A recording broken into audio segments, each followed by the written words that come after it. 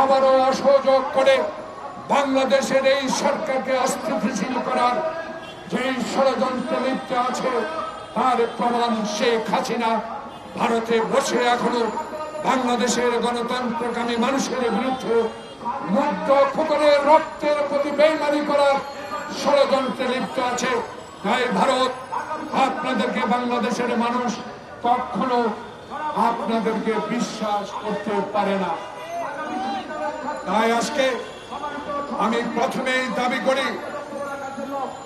আমার বিশ্বাস বাংলাদেশে চলমান রাজনৈতিক পট পরিবর্তনের পর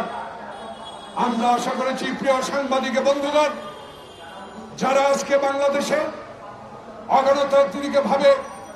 দিনের ভোট রাতে করে বাংলাদেশের সংবিধানকে লঙ্ঘন করে ক্ষমতায় বসে আমার মায়ের বুক খালি করেছে, সেই শেখ হাসিনাকে আমরা আশা করেছিলাম আপনারা অবিলম্বে হস্তান্তর করবেন, কিন্তু সেই বিশ্বাস আপনারা এখনো অর্জন করতে পারেন নাই। তাই ভারতীয়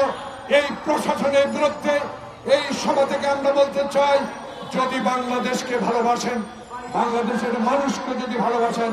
বাংলাদেশের বিশ্ব দরবারে যে মানচিত্র দিয়েছে,